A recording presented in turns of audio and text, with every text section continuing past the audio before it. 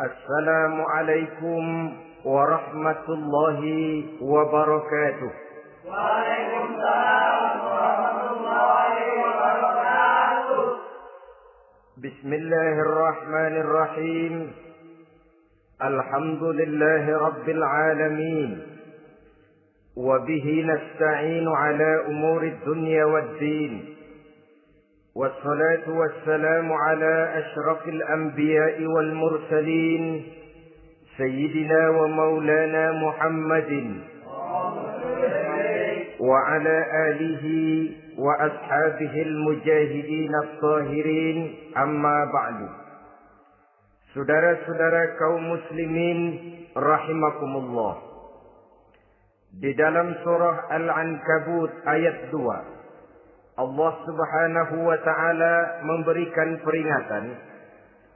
Ahasiban nasu ayyutraku ayyaqulu amanna wa hum la yuftanun. Adakah manusia menyangka bahwa mereka akan dibiarkan saja mengucapkan amanna, dibiarkan saja mengatakan kami beriman kepada Allah, wa hum la yuftanun, padahal mereka belum diuji lebih dahulu. Ini berarti apabila seseorang sudah berani mengatakan amanna, kami beriman kepada Allah, maka hendaklah ia bersiap-siap untuk menghadapi ujian. Setelah ujian datang, barulah akan nampak nyata kadar dan kualitas keimanan yang dimiliki oleh seseorang. Timbul pertanyaan, mengapa orang yang beriman yang justru diuji oleh Allah Subhanahu wa ta'ala? Logikanya tentu ringan saja, bahwa yang mengikuti ulangan di sekolah tentu adalah anak-anak sekolah. Kalau tidak sekolah, tentu saja tidak perlu ikut ulangan. Makin tinggi kelasnya, makin berat soal ulangan yang diberikan kepadanya. Demikianlah dalam kehidupan beragama. Justru yang beriman, yang mendapat ujian dari Allah Subhanahu wa ta'ala, semakin tinggi nilai kualitas keimanannya, akan semakin berat ujian dan cobaan yang diberikan kepadanya. Nabi kita Muhammad sallallahu alaihi wasallam pernah pula memperingatkan. Beliau bersabda, "Inna asyaddal bala'i al-anbiya, thumma al-awliya, thumma al-ulama, thumma al-amsal fal-amsal, ubtuliyan nasu ala hasabi dinih." Sesungguhnya ujian yang paling berat adalah yang telah diberikan Allah kepada para nabi-nabi. Di bawah itu adalah para aulia, kemudian para ulama, bertahap ke bawah dan ke bawah, diuji setiap orang menurut keteguhan dan kekuatannya berpegang kepada agamanya. Jadi semakin teguh kita berpegang kepada ajaran agama, semakin dekat kita dengan aturan-aturan agama, semakin berat ujian dan cobaan yang datang menimpa kehidupan ini. Maka persoalan inilah yang akan kita bicarakan pada pertemuan kali ini, tentang cobaan-cobaan yang datang menimpa kehidupan kita. Pokok persoalannya adalah surah Al-Baqarah ayat 155. Allah Subhanahu wa ta'ala menjelaskan jenis-jenis ujian yang diberikan kepada kita orang-orang yang beriman. Dalam Al-Baqarah 155 itu Allah Subhanahu wa ta'ala menjelaskan, وَلَنَبْلُوَنَّكُمْ بِشَيْءٍ مِنَ الْخَوْفِ وَالْجُوعِ وَنَقْصٍ مِنَ الْأَمْوَالِ وَالْأَنْفُسِ وَالثَّمَرَاتِ وَبَشِّرِ الصَّابِرِينَ الَّذِينَ إِذَا أَصَابَتْهُمْ مُصِيبَةٌ قَالُوا إِنَّا لِلَّهِ وَإِنَّا إِلَيْهِ رَاجِعُونَ وَلَنَبْلُوَنَّكُمْ بِشَيْءٍ مِنَ الْخَوْفِ, dan tentu dan pasti kata Allah, kami akan menguji kamu sekalian, kami akan mencoba kamu sekalian dengan sebagian kecil dari rasa takut, wal ju', rasa lapar, wa naqsim minal amwal wal anfusi was samarat, kekurangan harta, jiwa dan buah-buahan. Ada 5 macam jenis ujian yang dijelaskan di dalam Al-Baqarah 155 ini. Yang pertama, walanabluwannakum bisyai'im minal khauf.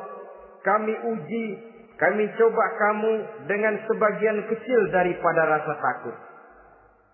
Setiap manusia terlahir dengan membawa 2 sifat. Yang kontroversi, akan disebut apa seseorang bergantung kepada sifat mana yang lebih menonjol di dalam dirinya. Tiap orang punya rasa berani, tiap orang punya rasa takut. Kalau beraninya lebih besar daripada takutnya, ia dinamakan pemberani. Tapi kalau takutnya yang lebih besar daripada beraninya, ia dinamakan penakut. Tapi yang jelas, 2 sifat kontroversial ini memang ada dalam diri manusia.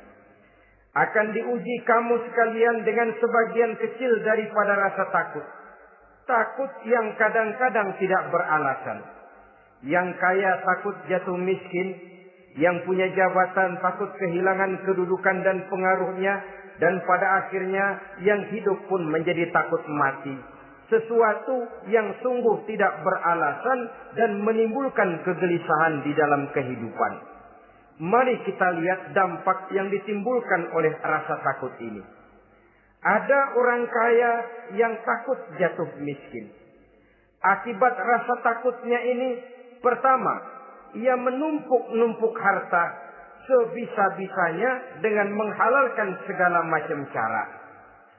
Tidak peduli halal haram, tidak ngerti hak batil, tidak tahu hak dan pantas dan ma'ruf munkar atau tercela. Yang penting ia bisa menumpuk-numpuk harta, menimbun-nimbunnya, tidak hanya cukup untuk dirinya sendiri. Kalau perlu anaknya sudah dipersiapkan untuk jadi orang kaya. Cucunya disiapkan jadi orang kaya. Anak cucunya, cucu-cucunya, seluruhnya. Dia takut jatuh miskin. Kemudian akibat dari rasa takut ini, ia pun terjebak ke dalam penyakit bakhil bin pelit alias kikir.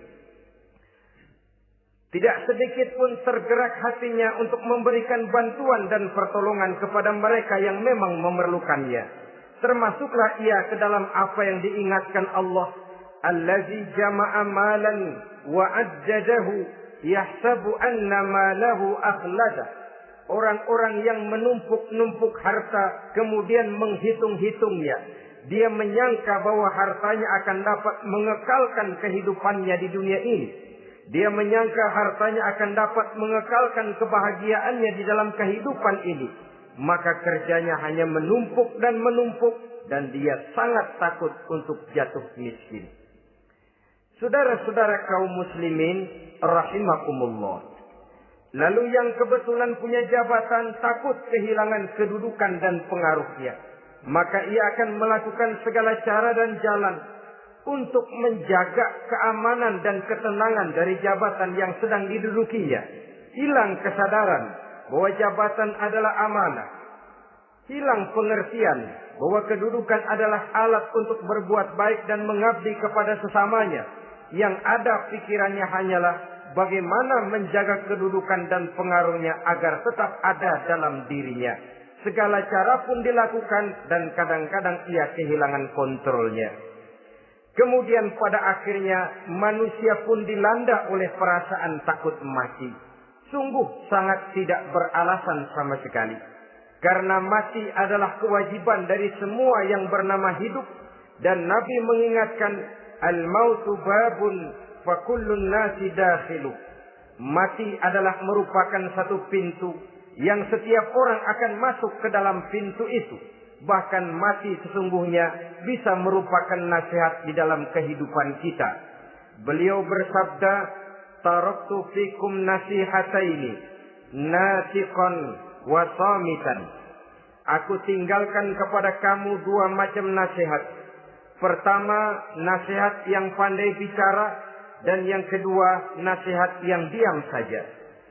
Sahabat bertanya, nasihat yang pandai bicara itu apa ya Rasul? Beliau menjawab, Al-Quran. Kalau nasihat yang diam saja apa ya Rasul? Beliau menjawab, maut. Saudara-saudara kaum muslimin rahimakumullah. Yang kaya takut miskin. Yang punya jabatan takut kehilangan kedudukan dan pengaruhnya. Dan pada akhirnya yang hidup pun menjadi takut mati. Sesungguhnya takut-takut yang sangat tidak beralasan sama sekali. Jika orang kaya takut jatuh miskin, untuk itu kemudian dia menghalalkan segala macam cara untuk menumpuk kekayaan yang tidak akan habis dimakan selama 7 turunan. Kemudian diiringi dengan sifat bakhil, sifat tertutup, sifat berpangku tangan melihat kesulitan dan penderitaan orang lain. Maka sesungguhnya dia tidak merasa bahwa harta merupakan titipan dari Allah Subhanahu wa ta'ala.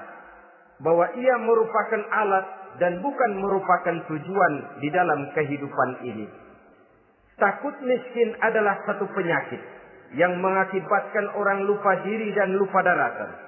Takut kehilangan kedudukan dan pengaruh juga adalah penyakit yang menyebabkan orang menghalalkan segala macam cara untuk menjaga kedudukan dan jabatannya. Dan takut mati juga sebenarnya sesuatu yang tidak beralasan. Sebab siapa yang berani hidup harus berani pula menghadapi mati. Yang takut mati tidak usah hidup saja. Karena mati adalah kewajiban bagi semua orang-orang yang hidup. Oleh karenanya, rasa takut yang tidak beralasan sesungguhnya merupakan ujian untuk menguji nilai-nilai keimanan yang ada di dalam diri kita.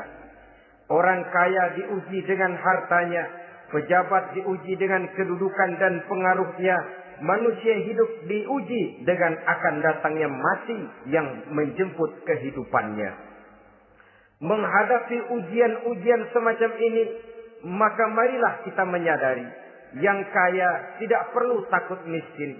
Dari Allah harta itu datang, kepada Allah harta itu akan kembali.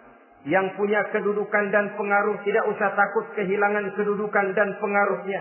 Karena jabatan sesungguhnya merupakan amanah dari Allah Subhanahu wa ta'ala yang harus digunakan dan dianggap sebagai kesempatan untuk berbuat kebajikan sebanyak-banyaknya.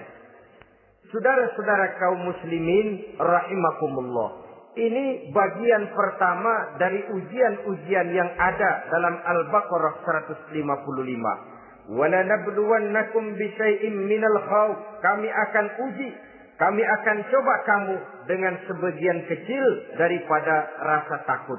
Takut yang kadang-kadang saya katakan sekali lagi sangat tidak beralasan. Akibatnya bisa menimbulkan gejala-gejala yang aneh di dalam kehidupan kita. Saudara-saudara, yang kedua, walju, akan kami uji kamu dengan rasa lapar. Kelaparan belum tentu identik dengan kemiskinan. Bahkan di dalam surah An-Nahl ayat 112, Allah Subhanahu wa ta'ala memberikan contoh yang sangat nyata dan jelas.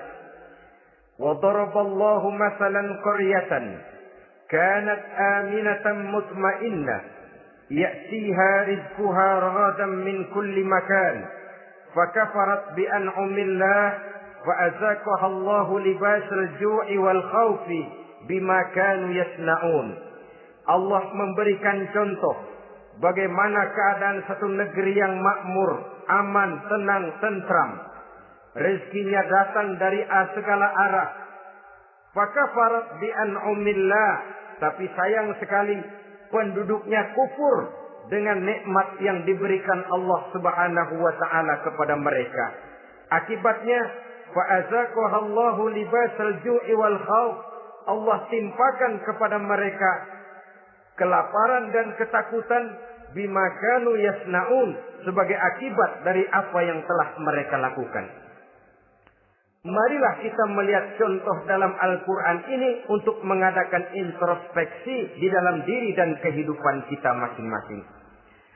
Adalah satu keberuntungan bahwa kita sebagai manusia dijadikan Allah sebagai khalifahnya di permukaan bumi ini, yang ditugaskan untuk membudidayakan alam, mengelola dan mengambil manfaatnya bagi sebesar-besar manfaat di dalam kehidupan kita. Dijadikannya bumi untuk tempat tinggal kita sebagai hamparan di mana segala fasilitas dan kebutuhan hidup kita tersedia. Tinggal lagi kita pandai-pandai mengelolanya. Apalagi buat kita Muslim yang tinggal di persada Nusantara tercinta Indonesia ini. Satu negara yang orang katakan untayan jamrut katulistiwa, yang hijau ranau subur makmur, melahirkan slogan dengan kata gemah rifah loh jenawi toto tentrem kerto raharjo. Negara yang demikian subur, negara yang demikian indah, negara yang demikian hijau ranau ini, apabila kita terkena fakafarat bi an umillah, kufur kepada nikmat yang diberikan oleh Allah kepada kita, dia tidak akan mendatangkan ketenangan, dia tidak akan mendatangkan kesejahteraan, bahkan akan sangat boleh jadi akan menimbulkan kekacauan, ketidaktenangan dan kelaparan di tengah negara yang subur makmur. Inilah yang sangat menyedihkan. Kenapa ini bisa terjadi? Fakafarat bi an umillah, orang kufur terhadap nikmat yang diberikan Allah Subhanahu wa taala. Diberikan negara yang subur, makmur, indah, hijau ranau, tapi dikelola dengan cara yang brutal dan membabi buta. Menguras sumber daya alam melampaui sebagaimana yang seharusnya, sehingga memperkosa keadaan alam itu sendiri. Hutan dan belukar yang ditebangi secara liar dan sembarangan akan melahirkan gurun-gurun pasir yang gersang dan tandus. Sehingga dengan demikian maka akan mengakibatkan malapetaka bagi kehidupan manusia itu sendiri. Begitu juga percobaan-percobaan ilmu pengetahuan yang mengundang dan mengandung reaktor-reaktor nuklir akan memberikan luka kepada alam itu sendiri, yang mengakibatkan akan kembali kerugian kepada makhluk bernama manusia. Saudara-saudara kaum muslimin rahimakumullah. Jadi dengan demikian, di dalam satu negara yang subur, hijau, ranau dan makmur, bisa saja terjadi kelaparan apabila kita ingkar, tidak mau bersyukur terhadap nikmat yang diberikan Allah kepada kita. Kita kelola alam ini seenak perut kita saja dengan tidak memikirkan akibatnya di kelak kemudian hari nanti. Kita ambil satu contoh. Orang-orang tua kita dulu pada umur 60 tahun, 70 tahun, kalau dia menanam kelapa, orang lalu bertanya, kakek nanam kelapa untuk siapa nanti? Apa jawabannya? Untuk anak cucu saya. Umur 60 tahun atau umur 70 tahun, ia masih menanam pohon kelapa. Untuk apa katanya? Untuk anak cucu saya di belakang kemudian hari nanti. Orang yang bisa menanamkan sesuatu untuk generasi yang akan datang, itulah orang tua yang bijaksana. Tapi orang yang menanam sesuatu hanya untuk kepentingan dirinya sendiri saja, maka itulah orang yang hanya mementingkan diri sendiri atau orang egois. Tapi lebih celaka lagi, orang yang mau melakukan sesuatu yang akan meninggalkan akibat bagi generasi yang akan datang, akibat yang tidak baik, itulah orang yang aniaya, orang yang zalim di dalam kehidupan kita. Bumi, tempat di mana kita manusia tinggal, bukan satu wujud yang tanpa batas. Pernahkah kita membayangkan cuma satu bumi untuk dihuni oleh 5 miliar lebih dari makhluk bernama manusia, yang kadang-kadang pertumbuhan sarana untuk menunjang kehidupan tidak sepesat pertumbuhan jumlah makhluk bernama manusia itu sendiri. Oleh karena itu kita dituntut untuk pandai-pandai mengelola, membudidayakan alam ini dengan tetap menjaga keseimbangannya, sehingga bahaya kelaparan yang merupakan ujian di dalam kehidupan, insya Allah tidak akan kita temukan di dalam kehidupan kita. Saudara-saudara kaum muslimin rahimakumullah.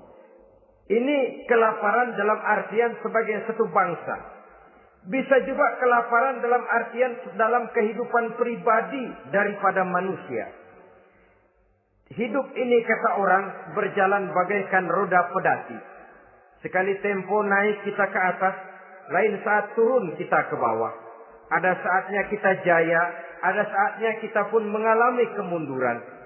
Oleh karena itu, pasang surut kehidupan ini membuat orang seharusnya sadar bahwa pasang surut itu tidak harus menyebabkan pasang surutnya dia di dalam melaksanakan ibadahnya kepada Allah Subhanahu wa Ta'ala.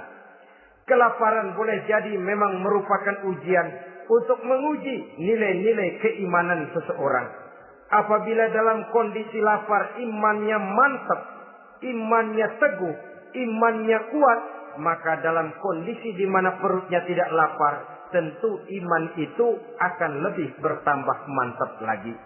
Kalau orang perutnya kenyang, kalau orang perutnya berisi penuh, lalu imannya stabil, kemudian pada saat kelaparan imannya pun mengalami penurunan, maka di situ nyata, di saat dia diuji dengan kelaparan, kualitas imannya ikut menyurut, mundur ke belakang, dan mengalami proses degradasi, proses peluncuran dan penurunan. Oleh karenanya, marilah kita menyadari Allah Subhanahu wa Ta'ala senantiasa memberikan yang terbaik kepada kita bersama. Kelaparan, apabila kita terima dengan sikap lapang dada, tidak akan menyebabkan kita menjadi berbuat nekat. Tetapi kita tetap dalam kontrol, tetap dalam keadaan yang stabil, tidak keluar dengan melakukan perbuatan-perbuatan yang negatif. Bagaimanapun kita ingin membela dan mempertahankan kelangsungan hidup, betapa dan bagaimanapun kita ingin menjaga kelangsungan perut, namun kita tetap tidak keluar dari norma-norma dan kaedah-kaedah yang telah ditentukan di dalam kehidupan beragama. Inilah cobaan yang kedua yang ada dijelaskan dalam Al-Baqarah ayat 155 tadi berupa kelaparan. Yang ketiga, wa naqsim minal amwal, kekurangan harta alias kemiskinan. Kemiskinan, saudara-saudara, merupakan ujian dari Allah Subhanahu wa Ta'ala untuk menguji sejauh mana kekuatan iman yang kita miliki di dalam kehidupan. Tetapi sesungguhnya bukan hanya kemiskinan, kekayaan pun pada hakikatnya juga merupakan ujian. Namun umumnya manusia akan lebih merasa diuji jikalau dia miskin daripada diuji jikalau dia menjadi orang yang kaya. Pada sisi lain kenyataan mengatakan banyak orang lulus ketika diuji dengan kemiskinan, tetapi gagal berantakan setelah diuji dengan kekayaan. Kemiskinan pun apabila kita lihat dari segi kehidupan bermacam bentuknya. Ada kemiskinan di bidang ilmu pengetahuan. Karena kemiskinan dan kebodohan memang merupakan dua saudara yang seakan-akan sekandung. Yang satu bisa menimbulkan yang lain, tapi paling celaka kalau keduanya sudah berjalan beriringan. Maksud saya, kemiskinan bisa menimbulkan kebodohan, kebodohan bisa menimbulkan kemiskinan, tapi yang paling celaka sudahlah miskin, bodoh pula. Miskin ilmu. Yang kedua, miskin akhlak. Ini lebih parah lagi daripada miskin ilmu. Kalau miskin ilmu orang sekedar goblok bin bodoh alias tolol, maka miskin akhlak ini menyebabkan orang kurang ajar, tidak punya budi pekerti. Sehingga dengan demikian miskin akhlak sesungguhnya lebih bahaya daripada miskin ilmu.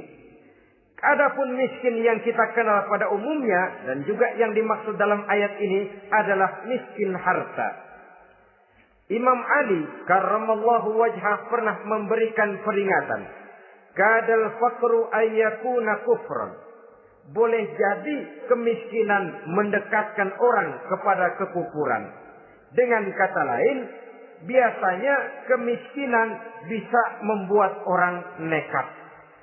Kalau sudah nekat, maka bukan cuma harga diri yang terjual, bukan cuma keluarga yang terjual, bukan cuma nilai-nilai materi yang dimilikinya yang terjual, bahkan iman dan keyakinannya.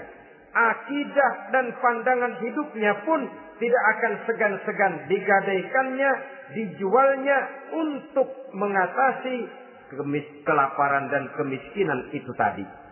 Padahal selalu diingatkan, pandangan dan keyakinan, iman sesungguhnya merupakan insan paling mahal, sesungguhnya merupakan mutiara paling berharga di dalam kehidupan kita. Maka kemiskinan memang merupakan ujian. Banyak orang yang kebal berhadapan dengan segala macam cobaan, tapi pada saat diuji dengan kemiskinan, ia tidak tahan diri, ia tidak sanggup menjaga dan mempertahankan akidahnya, maka akidah yang cuma satu-satunya pun ikut terjual juga adanya. Saudara-saudara kaum muslimin rahimakumullah, mari kita menelusuri bahwa sesungguhnya Nabi menyatakan, ajaban li amril muslim, inna amrahu kullahu lahu khair. Aneh kata Nabi, aku heran kata Nabi, urusan orang Islam ini sesungguhnya semuanya baik. Baik bagaimana? Kalau dia kaya, dia bersyukur, dan itu baik. Kalau dia miskin, dia bersabar, itu juga baik. Jadi kaya bagi orang Islam baik, miskin bagi orang Islam juga baik. Kalau dia kaya, dia kan bisa berkata, alhamdulillah saya kaya, mudah-mudahan harta ini bisa menunjang ibadah saya kepada Allah Subhanahu wa taala. Baik. Kalau dia miskin, dia juga berkata, alhamdulillah saya miskin, mudah-mudahan di akhirat nanti pemeriksaannya tidak lama-lama seperti orang kaya. Ya kalau melarat yang mau diperiksa apaan?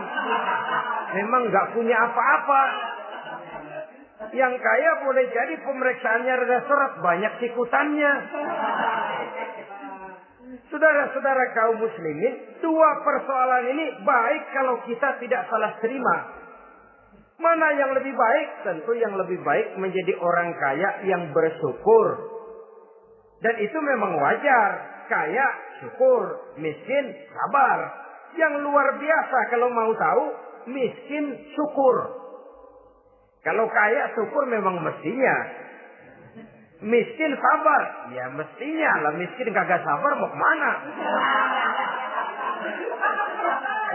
Tapi yang luar biasa sesungguhnya miskin syukur.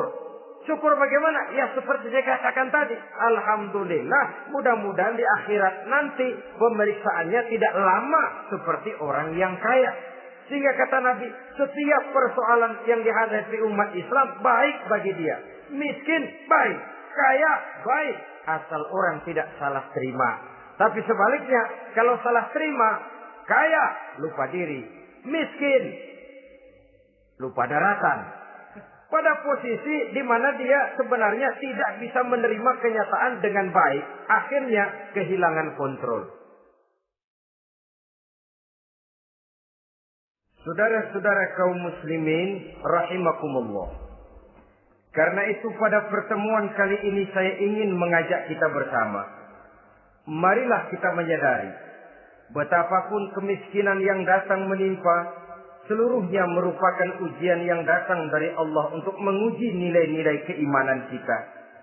Jangan iman itu berubah, jangan akidah itu bergoyah, jangan keyakinan dan pandangan hidup itu tertukar dengan keyakinan dan pandangan hidup lainnya. Bahkan dalam kemiskinan, orang biasanya menemukan diri dan kepribadiannya. Dalam kemiskinan, orang bisa berjalan lebih lurus untuk mendekati Allah Subhanahu wa taala. Sesungguhnya kemiskinan bukan merupakan sesuatu yang harus kita takuti, apalagi kalau ia memang merupakan ujian. Kemiskinan yang merupakan ujian adalah kemiskinan yang akan berakhir dengan kebaikan. Saudara-saudara kaum muslimin, tapi jangan lupa membicarakan pokok persoalannya. Ini kalau kemiskinan menimpa orang-orang yang beriman, itu yang ujian. Kalau nggak beriman, melarat, bukan ujian, persekot.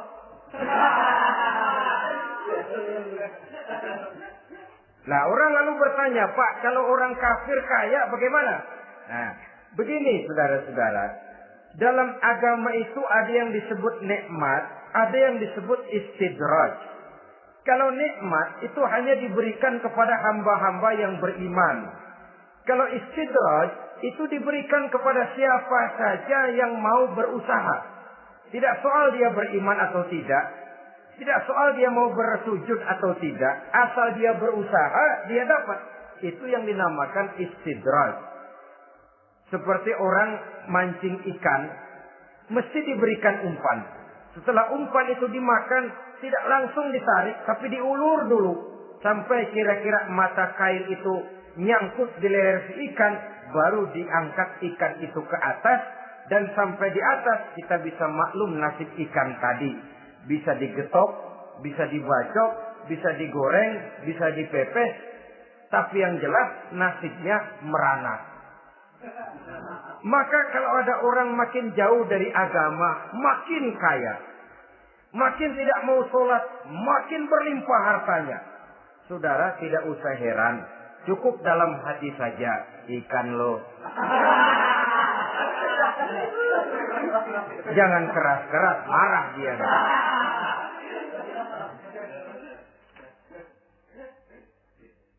Kemiskinan apabila didasari dengan sikap keimanan merupakan ujian untuk menguji kualitas keimanan seseorang. Bahkan satu hadis menyatakan apabila Allah mencintai seorang hamba, maka diujinya hamba itu karena Allah ingin mendengar liyasma'a tadarru'ahu, ingin mendengar ratapan orang tadi. Sama juga kita, kadang-kadang karena cinta benar kepada anak kita yang mungil, suatu saat kita ingin mendengar dia nangis, kita cubit dia. Bukan karena gemes, bukan karena benci, ingin mendengar nangisnya kok indah begitu. Saudara-saudara kaum muslimin rahimakumullah. Jadi jangan sampai ada pertanyaan, saya kan sembahyang rajin banget, kenapa miskin ya? Apabila sekali lagi didasari dengan sikap keimanan, maka kemiskinan merupakan ujian. Dan tentu anak sekolah itu kalau lagi ujian berat, capek, sakit hati, peras keringat, banting tulang, kepanasan, kehujanan, kenikmatan baru akan dia rasakan pada saat terima rapot pengumuman kenaikan kelas. Di situ kenikmatannya terasa. Demikian menghadapi ujian, kita cuma mengeluh. Kenapa ada rasa takut? Kenapa kelaparan? Kenapa kemiskinan? Di balik semua itu, apabila kita sudah merasakan naik kelas, akan terasalah kenikmatannya. Itu ujian yang ketiga. Yang keempat yang diceritakan dalam Al-Baqarah 155, wal anfus ay wa naqsim minal anfus, kekurangan jiwa atau kematian. Saudara-saudara, yang hidup takut mati. Padahal semua makhluk hidup harus berani mati. Bagaimanapun takutnya kita kepada mati, bisakah kita menghindarkan diri dari dia? Bagaimanapun kita tidak ingin bertemu malaikat maut, kemana kita akan lari bila dia datang mengetuk pintu? Bagaimanapun kita ingin menghindar dari pertemuan dengannya, kemana kita akan lari apabila dia sudah datang hendak menjemput nyawa? Karena itu memang ada satu prinsip yang dijelaskan oleh para ulama kita, iskariman au mut syahidan. Mati dan hidup dua hal yang tidak terpisahkan. Oleh karenanya, kalau memang hidup, hiduplah secara mulia. Kalau mati, matilah secara syahid. Hidup mulia atau mati syahid. Jangan terbalik. Hidup sia-sia, mati konyol. Nilai yang tidak ada artinya. Alangkah nikmatnya hidup yang berisi kemuliaan, dan alangkah indahnya mati dalam nilai syahid. Saya ingin menyegarkan ingatan saudara-saudara kepada sikap Nabi Allah Ismail alaihi salam ketika menghadapi keputusan dari Allah Subhanahu wa taala memerintahkan Nabi Ibrahim alaihissalam untuk menyembelih leher anaknya Ismail, yang ini berarti adalah kematian. Ketika datang perintah untuk menyembelih leher Nabi Ismail, Nabi Ibrahim berkata kepada putranya, "Ya bunayya inni ara fil manami anni azbahuka fanzur maza tara." Ananda Ismail, ayah mimpi diperintah oleh Allah untuk menyembelih lehermu. Menurut pendapatmu bagaimana mimpi ini, nak? Laksanakan atau tidak usah? Saya tidak sanggup membayangkan. Anak cuma satu-satunya. Sudah lama diharapkan. Si buah hati belahan jantung pelanjut cerita penerus sejarah. Ketika anak ini sedang lucu-lucunya, turun perintah untuk menyembelihnya. Ya, kalau anak kita banyak, turun perintah potong leher anakmu, mungkin kita bisa pilih yang mana yang rada bandelan nih.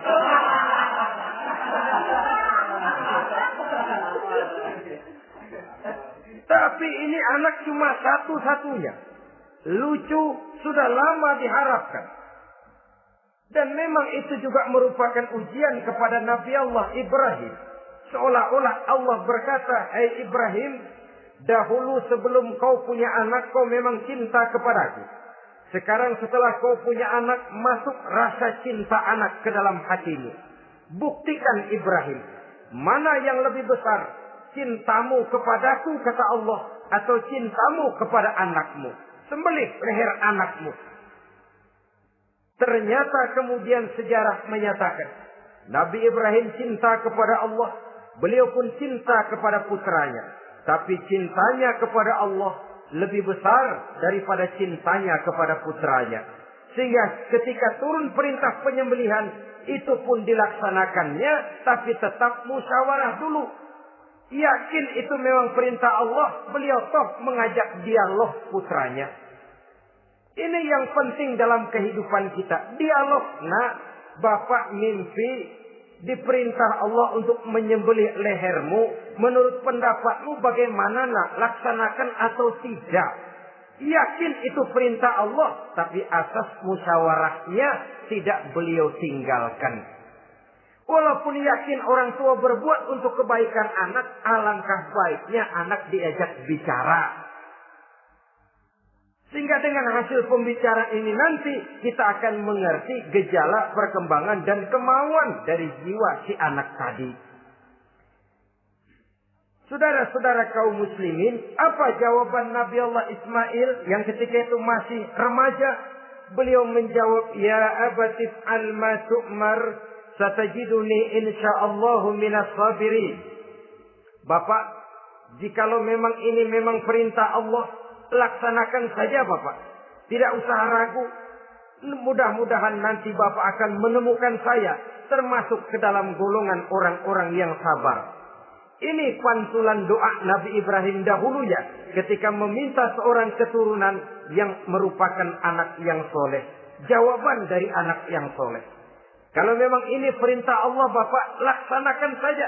Saya insya Allah termasuk ke dalam golongan orang-orang yang sabar. Kalau Allah memerintahkan Bapak untuk menyembelih leher saya, silahkan Pak. Saya ikhlas, saya ridho, saya rela untuk memenuhi perintah Allah Subhanahu wa Ta'ala. Ini jawaban anak soleh.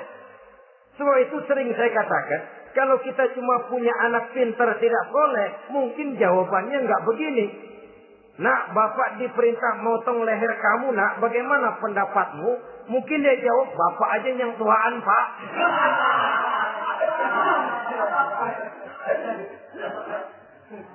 Saudara-saudara kaum muslimin rahimakumullah. Jadi prinsip ini gugur memenuhi panggilan Allah. Hidup mulia atau mati dengan syahid. Dua pilihan yang harus dua-duanya bisa kita laksanakan. Iskariman au mutsyahidan. Kalau hidup, hiduplah dalam kemuliaan. Kalaupun mati, matilah sebagai syahid. Sebagai orang yang dikenang kebaikan dan kebajikannya. Sebagai orang yang dekat dan banyak berbuat untuk kepentingan agamanya. Jangan tidak tercapai kedua-duanya. Hidup tidak punya nilai, mati pun tidak punya arti. Sia-sia semuanya. Kita masih hidup, orang anggap enggak ada. Dalam istilah tauhid disebut wujuduhu ka'adamihi. Adanya sama dengan tidak adanya. Dia sih ada apa enggak ada, sama gitu-gitu juga. Alangkah ruginya kalau ada kita dianggap sama dengan tidak ada. Apalagi kalau kita sudah tidak ada, ya tidak ada beneran. Iskariman au mutsyahidan. Hiduplah mulia atau matilah sebagai syahid. Saudara-saudara kaum muslimin rahimakumullah. Mati sesungguhnya juga merupakan ujian. Untuk menguji sejauh mana persiapan yang sudah kita lakukan di dalam kehidupan ini untuk menyambut. Dan tidak cuma sekedar untuk menyambut, tapi juga untuk mengarungi kehidupan sesudah kematian itu sendiri. Sebab kematian bukan akhir dari segalanya. Kematian cuma satu pintu di mana kita akan masuk dan akan berjalan kembali menelusuri fase-fase kehidupan yang telah ditentukan oleh Allah Subhanahu wa taala. Saudara-saudara kaum muslimin rahimakumullah. Pembicaraan tentang kematian ini pun bisa kita evaluasi.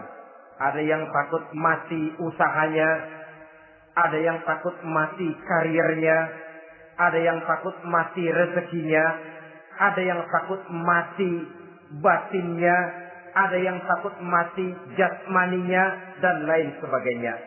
Seluruh ketakutan kepada kematian itu memang merupakan hal yang wajar.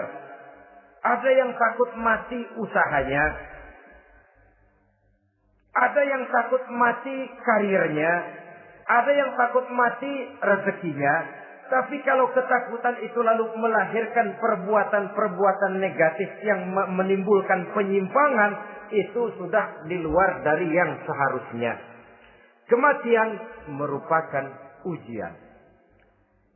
Menghadapi segala macam ujian termasuk kematian ini akan kita bicarakan pada bagian penutup nanti. Yang kelima, saudara-saudara, ujian yang dijelaskan dalam Al-Baqarah 155 tadi, wa naqsim minas samarat, kekurangan buah-buahan. Kekurangan buah-buahan bisa berarti paceklik.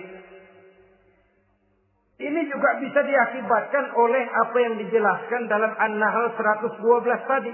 Orang kufur kepada nikmat yang diberikan Allah Subhanahu wa taala. Orang jauh dari petunjuk-petunjuk agama. Merasa segala persoalan bisa dipecahkan dengan kemampuan otaknya. Hilang rasa ketergantungannya kepada Allah Subhanahu wa ta'ala. Maka usahanya bisa berakhir dengan yang tidak diharapkan. Sudah bikin target. Tahun ini kita bakal panen raya besar. Tahu-tahu tikus ngamuk. Habis padi digarap oleh tikus, panen bisa gagal. Bahkan beberapa tahun yang lalu, kita masih ingat bagaimana ulat-ulat menyerbu pohon-pohon jambu. Ribuan batang pohon jambu. Ribuan pohon-pohon jambu itu mati. Lalu jambu-jambu itu tidak bisa lagi dimanfaatkan dalam kehidupan. Tikus yang menyerbu sawah. Ulat yang menyerbu pohon-pohon jambu, angin topan, puting beliung, gempa bumi, itu sudah proses-proses di luar kemampuan manusia untuk mendeteksinya. Disinilah manusia harus sadar bahwa setelah ia berusaha dan berusaha sesuai dengan keterikatannya kepada hukum alam, kepada sunnatullah, maka ia harus punya sandaran vertikal kepada Allah Subhanahu wa ta'ala. Agar bila usahanya berhasil, dia tidak lupa diri dan lupa daratan. Dan apabila usahanya kemudian ternyata gagal, dia tidak menjadi putus asa, buruk sangka, sempit hati, supik pandangan. Cobaan datang dari Allah Subhanahu wa ta'ala berupa kekurangan buah alias paceklik. Saudara-saudara, menghadapi cobaan dan ujian yang saya katakan tadi, 5 macam ini, apa konsepnya? Apa jalan keluarnya? Ayat selanjutnya dalam kalimat tadi menjelaskan, wabasyiris sabirin, menghadapi ujian-ujian dalam hidup, baik rasa takut, kelaparan, kemiskinan, kematian, kekurangan harta, kekurangan buah-buahan. Wabasyiris sabirin, gembirakan orang-orang yang sabar. Menghadapi segala macam ujian tadi, gembirakan orang-orang yang sabar. Siapa orang yang sabar itu? Alladzina iza asabathum musibatun qalu inna lillahi wa inna ilaihi raji'un. Yaitu orang-orang yang apabila menghadapi ujian, ditimpa musibah, mereka berkata, sesungguhnya kami berasal dari Allah, dan sesungguhnya kepada Allah pula kami akan kembali. Bukan cuma sekedar ucapannya, tapi penghayatannya kepada filsafat yang terkandung di dalam kalimat itu tadi. Maka jadilah dia semacam lipstick. Jadilah dia semacam dekorasi. Apabila kita berjanji dan dalam hati kita sudah ada kemungkinan besar kita tidak akan datang, kita tetap menggunakan kata-kata insya Allah. Padahal yang jelas tidak akan mau datang adalah kita. Kita sandarkan dan kita kembalikan itu kepada Allah. Sesungguhnya kami berasal dari Allah. Sesungguhnya kepada Allah juga kami akan kembali. Bukan cuma sekedar ucapannya, tapi juga penghayatan kepada filsafat yang terkandung di dalamnya. Kalau suatu saat kita harus kehilangan harta yang kita miliki, kenapa tidak berpikir inna lillahi wa inna ilaihi raji'un? Bahwa dulu pun ketika lahir ke dunia ini, tidak ada harta yang saya bawa. Kalau sekarang harta itu hilang, inna lillahi wa inna ilaihi raji'un. Itu yang saya maksud. Kalau sekarang, kalau suatu saat kita harus melepaskan pangkat jabatan yang kita sayangi, kenapa kita tidak kembali kepada inna lillahi? Dulu pun ketika waktu lahir ke dunia ini, tidak ada pangkat dan jabatan yang saya bawa. Kalau sekarang harus pensiun, inna lillahi wa inna ilaihi raji'un. Ini kadang-kadang enggak. Dengar mau mutasi, mau pensiun, mulutnya inna lillahi, tapi gerbek-gerbek dukun diusut.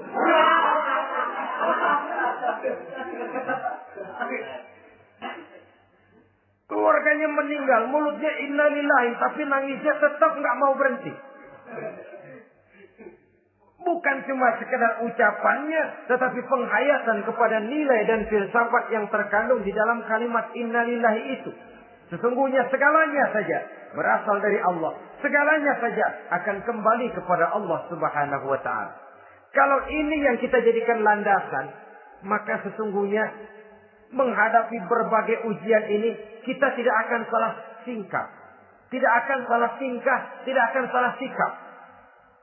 Kalau sudah ini dasar dan fondasi yang menjadi landasan tempat di mana seluruh cobaan datang bertumpu, segalanya datang dari Allah, segalanya akan kembali kepada Allah, maka betapapun bertumpu ujian datang menimpa, rasanya tidak akan lagi membuat kita goyah, karena fondasi tempat kita berdiri sudah demikian kokoh dan kuatnya.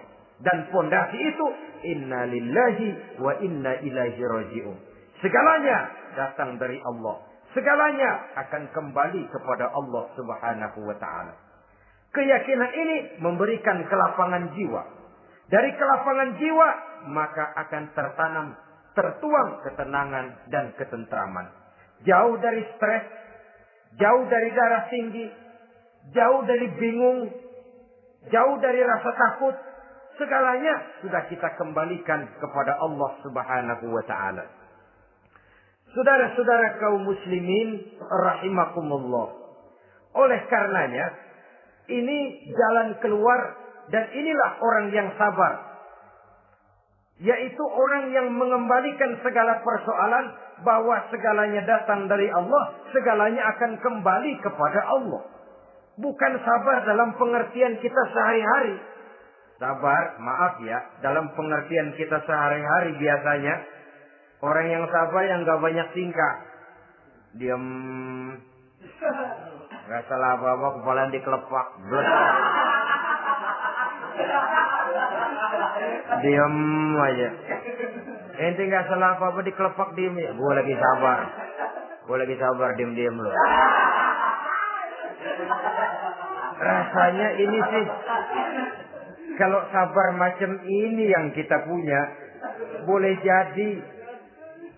jadi kita akan tertindas terus. Sebab itu, pada penghujung surah Al-Asr, Allah menggandengkan antara tawasau bil haq dengan tawasau bis sabr.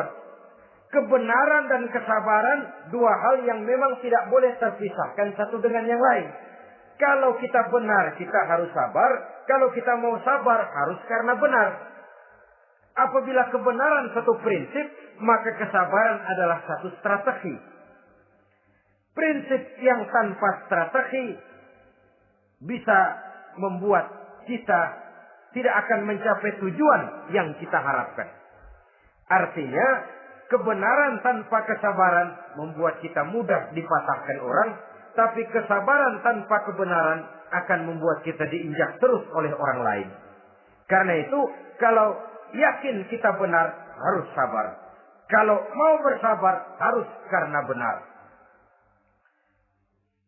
Dalam hal ini, sifat sabar yang dicontohkan oleh Rasulullah Sallallahu Alaihi Wasallam sungguh memang merupakan jadi panutan. Sepanjang persoalannya adalah persoalan pribadi. Sepanjang pribadi beliau yang dihina. Sepanjang pribadi beliau yang dicaci maki. Beliau biasanya bisa mengendalikan diri. Tapi kalau sudah agama masalahnya, maka beliau pun tidak segan-segan mencabut pedang maju ke medan perang. Bukan untuk memaksakan agama dan keyakinan. Karena agama dan keyakinan memang tidak bisa dipaksakan. Tapi untuk menjaga, membela dan mempertahankan agama dari hinaan, cemoohan dan caci maki orang lain. Yang kita lakukan sebaliknya. Kalau pribadi kita yang dihina, marahnya 17 langit.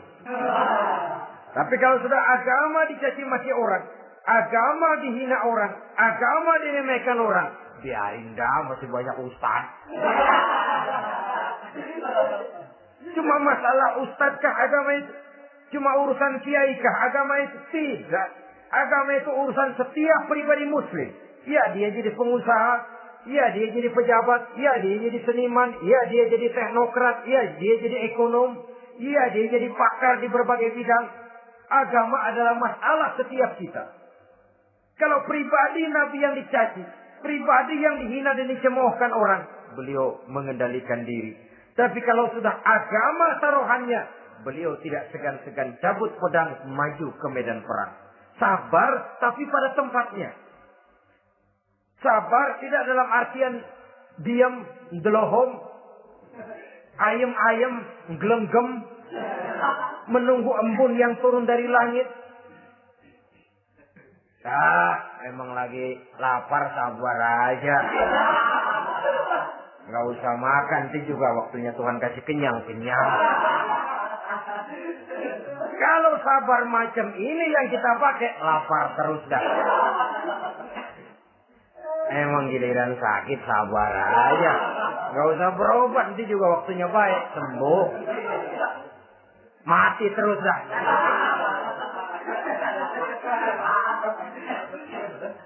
Ya, perkara ada orang sakit tidak berobat sembuh, itu hak Allah.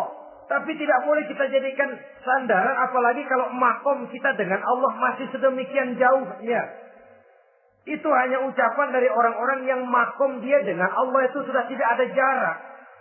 Permohonannya dipenuhi, kehendaknya dituruti, sebab dia dengan Allah sudah sedemikian dekatnya. Kalau kita masalahnya, yang antara kita dengan Allah ini dilapisi oleh dosa dan kesalahan yang kita kerjakan sendiri, rasanya kita masih harus banyak berbuat sesuai dengan keterikatan kita kepada sunnatullah itu. Orang yang sabar adalah orang yang sadar kepada hakikat dan filsafat yang terkandung di dalam kalimat inna lillahi wa inna ilaihi raji'un. Segalanya datang dari Allah, segalanya pun akan kembali kepada Allah. Harta yang hilang tidak membuat kita gundah. pangkat yang harus kita tanggalkan, tidak membuat kita kecil hati, dan tidak akan meninggalkan medan pengabdian. Kenapa? Kita cuma menganggap itu satu titipan. Lain kalau kita anggap itu punya kita. Jabatan punya kita. Nah, itu yang kita suka wangkeng. Saudara-saudara kaum muslimin, kesimpulannya, banyak cobaan-cobaan dalam hidup. Yang dibicarakan dalam Al-Baqarah 155 ini, sebagian kecil dari rasa takut, kelaparan, kemiskinan, kematian, dan kekurangan buah-buahan. Menghadapi segala macam ujian tadi, kembalilah kita kepada dasar inna lillahi wa inna ilaihi raji'un. Segalanya datang dari Allah, segalanya pun akan kembali kepada Allah. Semoga dengan sikap ini, kita akan lapang dada menghadapi ujian, dan akan semakin tangguh iman dan akidah kita menghadapi cobaan yang datang menimpa. Inilah pertemuan pada kali ini. Semoga ada manfaatnya. Terima kasih atas segala perhatian. Mohon maaf atas segala kekurangan. Usikum wa nafsi bitaqwallah. Wassalamualaikum warahmatullahi wabarakatuh. Waalaikumsalam.